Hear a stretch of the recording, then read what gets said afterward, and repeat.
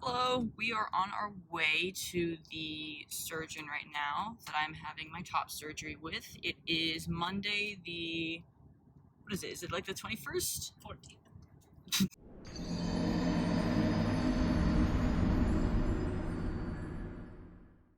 14th. I don't know where I got 21st from. It is the Monday the 14th. We're going to our kind of pre-op appointment with a surgeon. I'm going to have a appointment with the hospital. That's tomorrow, right? And so we're going to go to the hospital tomorrow. And I'm kind of nervous for this one because I know that they're gonna have to I'm gonna have to take off my shirt and he's gonna have to examine stuff, which of course is necessary because that's where he's going to be operating. But of course, I'm not comfortable with that part of my body, so I'm going to use the skills I learned through all that treatment to get myself through it and self-care and all that stuff. Other than that, I'll do an update afterwards, but this is my first kind of real appointment with the surgeon. We did a virtual one while I was still at school, just kind of if that was my first time seeing him. That was weird because I had to be topless in front of a camera too. Yeah, this one will be in person, which makes sense because it makes sense to see a person before you operate on them.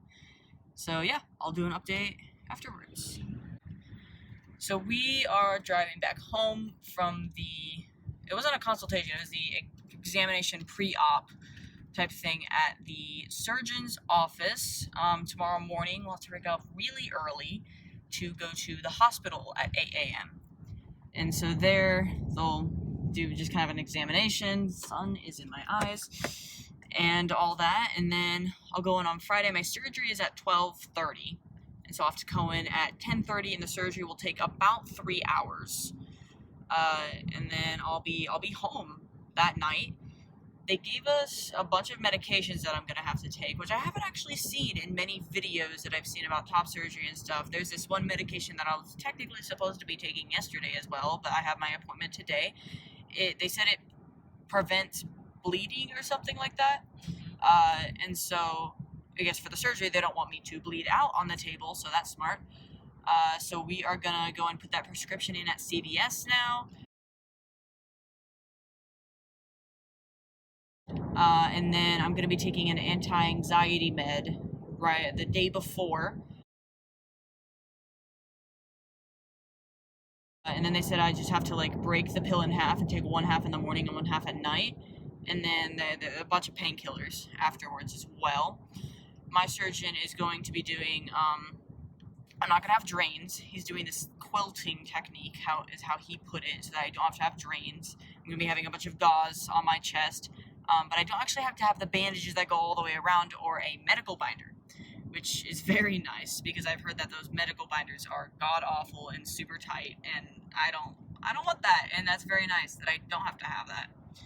What else? They give us a big folder of all this stuff. I haven't actually specified this, but I'm getting a double mastectomy. I think that's how you pronounce it. With the scars underneath the pectoral muscle and nibble placed on, and it's gonna act as a skin graft. Probably won't have feeling in it afterwards. Getting really close because it's Monday and it's on Friday. And then I'm gonna have a post-op appointment next Wednesday because the week after is Christmas, and nobody wants to work on Christmas, and nobody wants to go in for a post-op appointment on Christmas. So we're going to be doing it on the 23rd. And that's all I have for now. Other than that, see you probably before Friday, but yeah, bye. It is later in the day on the 15th, and we went to the hospital this morning, and I forgot to record, and I was also very tired this morning, so I didn't record until now. Had to wake up super early, and we were at the hospital for 3 hours. It's obviously super busy there because of COVID and all of that kind of stuff, but we had to wait in the waiting room for about an hour after our assigned appointment time. And then we had to do registration, and then I had to get a COVID test, and we went back and waited for a while longer, and then they took us into this other room, but they took my vitals, and I'm at the endocrinologist, not the endocrinologist, I'm at the anesthesiologist, a very nice guy. Was there for only a second, and then they had to take a urine sample, and they had to take some blood, and then I was out. But we were there for basically like 3 hours, and that was basically my last appointment until the surgery. And I'm gonna have to be there at the hospital for 2 hours before my surgery, and that's basically it. It's getting really close, and I'm feeling great. A little bit nervous, but mostly because of how my results are going to be, and also I've a very low pain tolerance, and so I've never done surgery before. I've never had surgery before. I've never been under anesthesia before. So I'm a bit nervous about the pain afterwards, although I'm gonna have a lot of painkillers and stuff like that, so hopefully that'll be alright. One thing that was actually quite surprising, I was very nervous for my appointment yesterday, because he had to examine this area to like touch and stuff like that, which is understandable because that's the area he's going to be operating on. And he was very professional and nice about it, and he made the whole thing really comfortable. And it actually wasn't so bad, which I did not expect whatsoever. Even as he had to pull a picture of me on the screen to show me where my scars were going to be, and I don't look at that area. When I look at myself in the mirror, I don't even look at myself in the mirror anymore when I'm topless, because I don't like that. I don't like that at all. So that was weird, because I hadn't seen that area in a really long time. But it wasn't actually so bad as I thought it was going to be. What was worse was the hospital this morning, because I got misgendered so many times. That's something that I actually would have expected more from the hospital on, because one thing that was in my blood work, which I would have expected from a professional setting, is that they put gender instead of sex, which there are two different things, and I might do a video on that later, but the basis is sex is what you have down there, and what you are biologically, but gender is what you choose. So my sex is female, but my gender is male. And for many people, those correlate. You know, your gender is female and your sex is female. But they put gender as female, which is just blatantly incorrect. So that's something that I was kind of surprised and disappointed by. And then they also went off of which is, you know, pretty understandable for most people, but in a professional setting, not a professional setting, but for a hospital setting, and especially for the type of surgery that I'm getting, I would have hoped that I would have had at least something like, you know, preferred pronouns. It's not even preferred pronouns, because that term is kind of not exactly outdated, but it's kind of wrong, because you don't have preferred, you just have your pronouns. You know? It's one thing if you're fine with he or they, like, those are both pronouns that you're fine with, but maybe you prefer they a little bit more, or something like that. But you have your pronouns. Something like, you know, your gender versus your sex, because sex is also very important in healthcare, because, you know, that's just important, because that's part of you, and that's part of your health.